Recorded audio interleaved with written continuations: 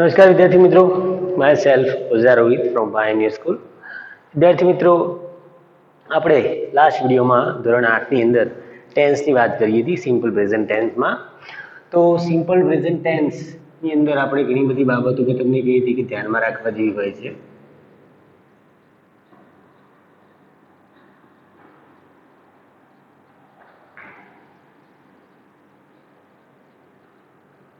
બરાબર છે. સાદો વર્તમાન કાળ.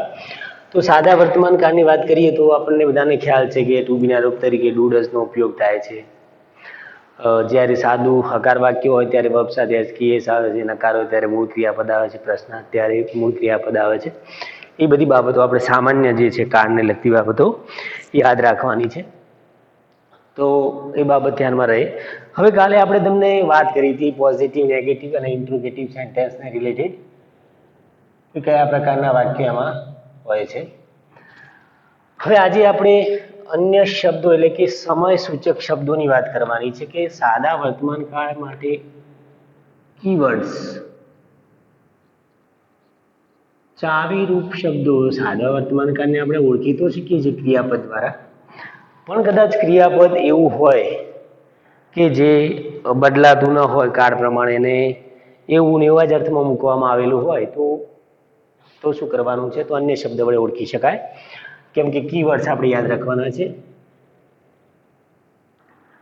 એવરી ડે,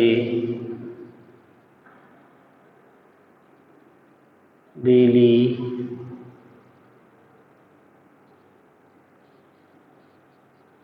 always,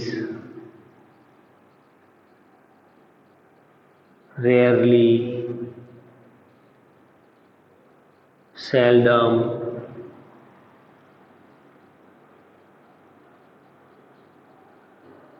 generally,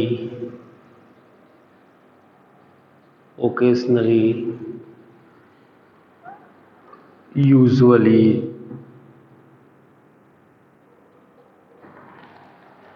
આ બધા શબ્દો આપણે some time, never,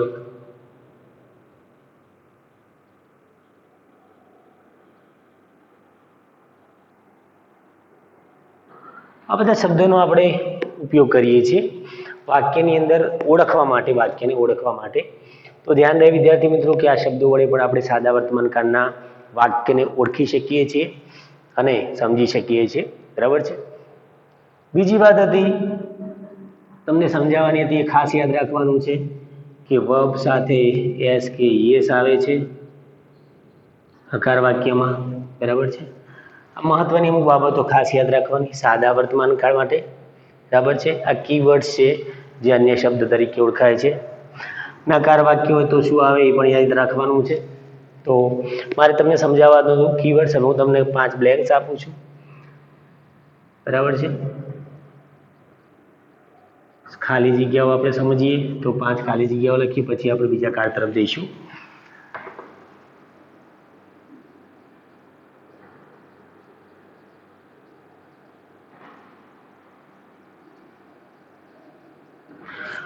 Narendrabhai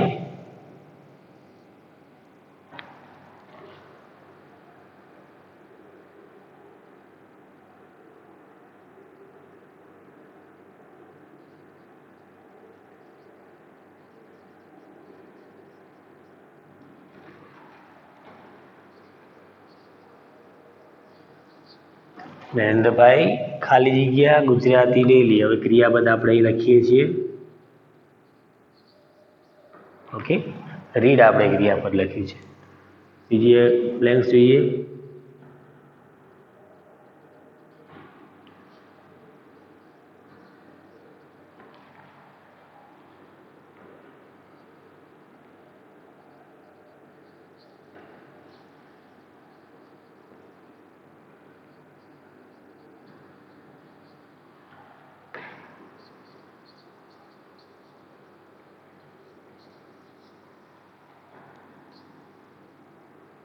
To be plus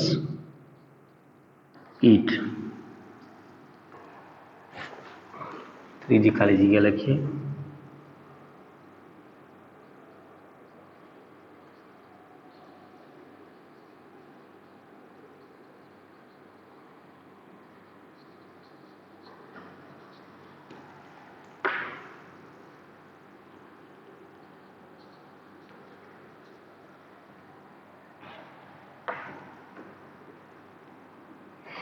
my big brother rarely ખાલી જગ્યા હોમ, તો ટુ બીનું રૂપ તરીકે આપણે ક્રિયાપદ તરીકે આપણે કમ લખીએ છીએ.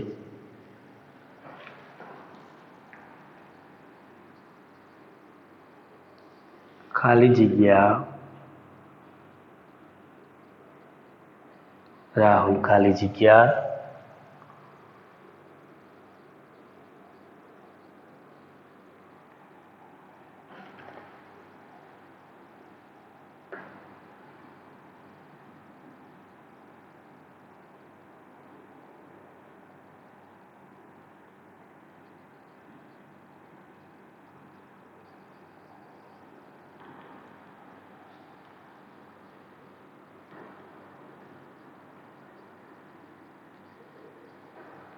ઓકે.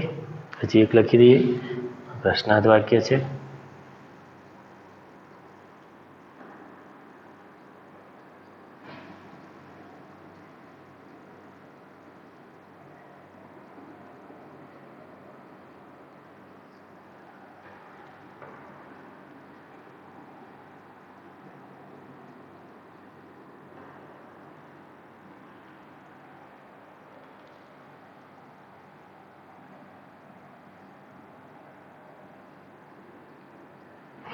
પાંચ બ્લેન્ક્સ આપી છે. વિદ્યાર્થી મિત્રો, આપણે આ ટોપિકને ભણેલા છીએ એટલે તમને ખ્યાલ હશે કે આપણે ખાલી જગ્યાની અંદર શું જવાબ લખવાનો છે.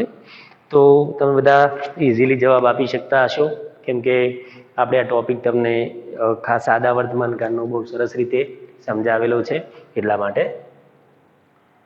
તો જોઈએ વિદ્યાર્થી મિત્રો શું આન્સર આવે છે કે નરેન્દ્રભાઈ ખાલી જગ્યા ગુજરાતી ડેલી. તો આપણે ક્રિયાપદ મૂકવાનું છે. સાદા વર્તમાનકાળનું હકાર વાક્ય છે. તો રીડ આપણને ક્રિયાપદ તરીકે આપેલું છે, તો આપણે શું જવાબમાં લખીશું? ક્રિયાપદ સાથે શું આવશે? એસ કે ઈએસ પ્રત્યય, કેમ કે સાદા વર્તમાનકાળનું હકાર વાક્ય છે, પોઝિટિવ સેન્ટેન્સ છે. તો Narendrabhai reads Gujarati daily. Okay, ખ્યાલ આવી કે નરેન્દ્રભાઈ દરરોજ ગુજરાતી વાંચે છે. દે ખાલી જગ્યા નોટ ખાલી જગ્યા બ્રેકફાસ્ટ એવરી મોર્નિંગ. ટુ બીનું રૂપ પ્લસ ઈટ આપેલું છે. તો ટુ બીનું રૂપ શું આવશે વિદ્યાર્થી મિત્રો? ધે સાથે ડુ કાલે વાત કરી હતી તમને. તો ધે ડુ નોટ ઈટ, તો ઈટનું ઈટ જ રહેશે, કેમ કે મૂળ ક્રિયાપદ મૂકવાનું થશે. અહીં મૂળ ક્રિયાપદ નહીં આવે કેમ કે હકાર વાક્ય છે, પોઝિટિવ સેન્ટેન્સ છે. ત્યાં હી સીટ અને સિંગ્યુલર નામ સાથે એસ કે એસ પ્રત્યય આવે છે, અને આઈ વી યુ ધેને ડબલ નામ હોય તો એકલું ક્રિયાપદ મુકાય છે. જોઈએ, માય બિગ બ્રધર રેરલી ભાગ્યે જ કમ હોમ. બરાબર, તો કમ્સ હોમ, મારો ભાઈ ભાગ્યે જ ઘેર આવે છે. ઓકે, બાકી વાર જ રહેતા હશે ભાઈ.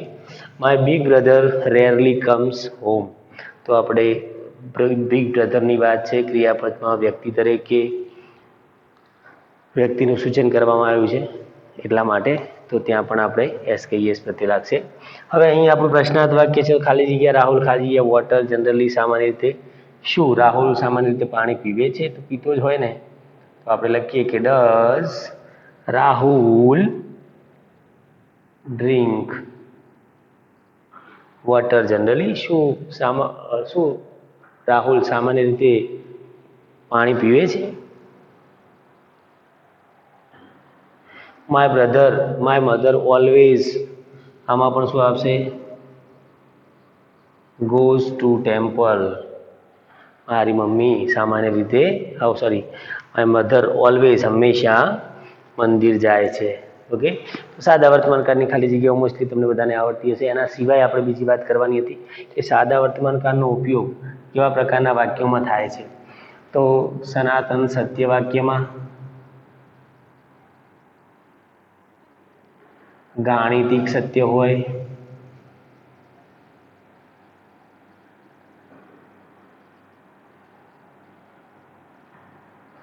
ઉપયોગ યુઝિસ,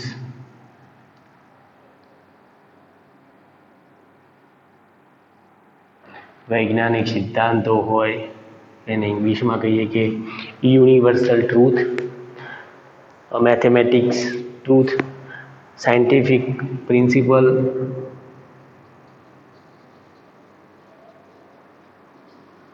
ઇડિયમ્સ, ફ્રેસીસ, કહેવતો, રૂઢિપ્રયોગો, ઇફ વાળા વાક્યમાં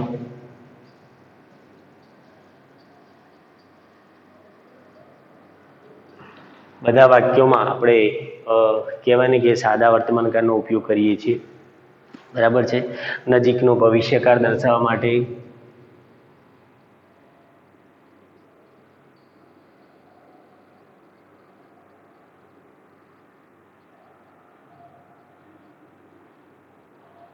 પણ આપણે સાદા વર્તમાનકાળનો ઉપયોગ કરીએ છીએ. રોજિંદી ક્રિયાઓ માટે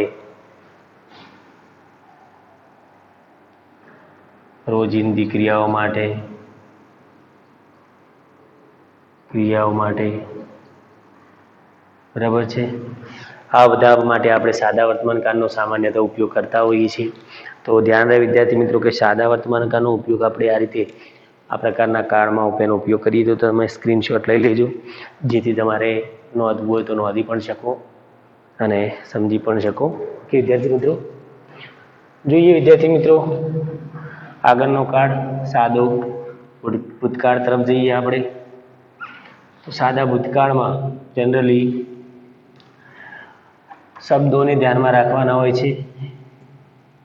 કાળ એક એવું મહત્વનો ટોપિક છે જેની અંદર આપણે જ્યારે પણ ભણતા હોઈએ ત્યારે એવું માનીએ છીએ કે કાળ સામાન્ય છે, તો એ વાત ખોટી છે તમારી. કેમ કે કાળ વગર ટેન્સ વિના તમને આગળનો કોઈ ટોપિક સમજાશે નહીં, બરાબર છે. તો સિમ્પલ પ્રેઝન્ટની જગ્યાએ આપણે વાત કરીશું સિમ્પલ પાસ્ટ ટેન્સની. ઓકે, સિમ્પલ પાસ્ટ ટેન્સની વાત કરીએ તો સિમ્પલ પાસ્ટ ટેન્સમાં જ્યારે પણ આપણે આ ટોપિકની શરૂઆત કરીએ ત્યારે પહેલાં તેની વાક્ય રચના આપણને ખબર હોવી જોઈએ. તો સેન્ટેન્સ સ્ટ્રક્ચર યાદ રાખવાનું છે. પહેલાં તો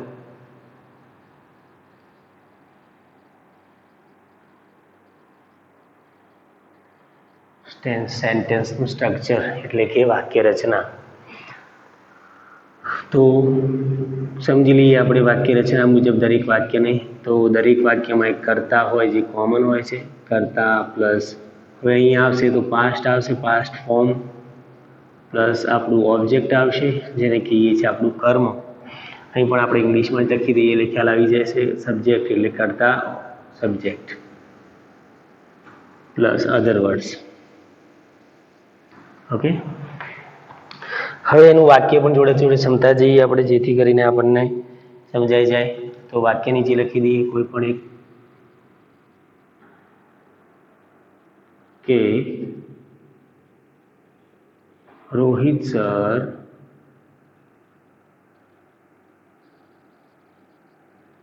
taught me English yesterday. આ રીતે વાક્ય લખ્યું. રોહિત સરે મને ગઈકાલે બે કર્મ છે, મી અને ઇંગ્લિશ, એટલે રોહિત સરે મને ગઈકાલે ઇંગ્લિશ શીખવ્યું હતું. તો આવું આપણે હકાર વાક્ય લખી શકીએ. બીજું સમજીએ તો નકાર વાક્યની વાક્ય રચના પોઝિટિવ છે, નેગેટિવ જોઈએ આપણે.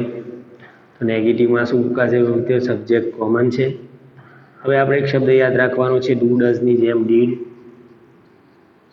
Plus not. હવે ખાસ યાદ રહે અહીં વર્બ આવે છે, અહીં પાસ્ટ છે, પણ અહીં વર્બ લખવો પડે છે, નિયમ એ છે આપણો. પ્લસ ઓબ્જેક્ટ, અધર વર્ડ્સ. ઓકે, વાક્ય સમજી લઈએ.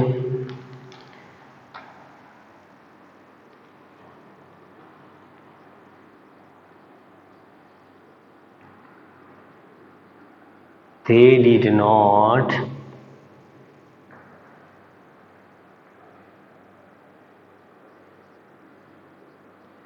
spread petrol on the floor. તેઓએ જમીન પર પેટ્રોલ ઢોળ્યું ન હતું. ઓકે, તો તો આપણું ક્રિયા આ છે સમજવાનું, ક્રિયાપદમાં ડીડ નોટ એ રીતે વાક્યની અંદર ખાસ વિદ્યાર્થી મિત્રો. જોઈએ આપણે પ્રશ્નાર્થ વાક્ય જેને કહેવાય છે ઇન્ટ્રોગેટિવ સેન્ટેન્સ. એની વાક્ય રચના કેવી હશે? તો did plus subject plus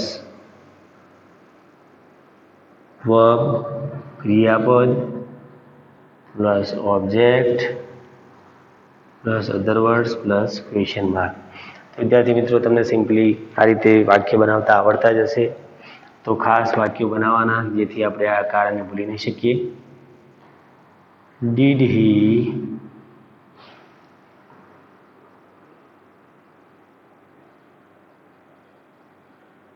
dig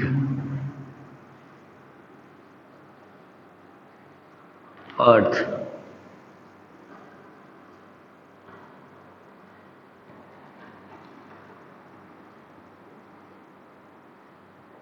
yesterday morning.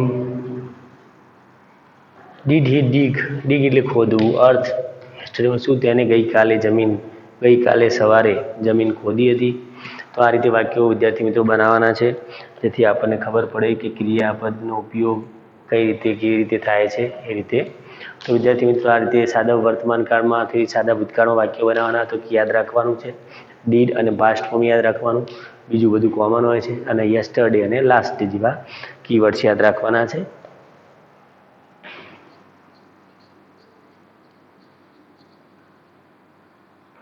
Yesterday અને last day, year, month, week, આ બધા શબ્દો આપણે યાદ રાખવાના જેથી અન્ય શબ્દો કીવર્ડ્સ તરીકે ઓળખી શકીએ. બરાબર, આમાં આટલું જ છે. બીજા બધા શબ્દો આપણે પછી સમજતા રહીશું. થેન્ક યુ વિદ્યાર્થી મિત્રો. નવા વિડીયોમાં ફરીથી પાછા મળીશું. Thank you.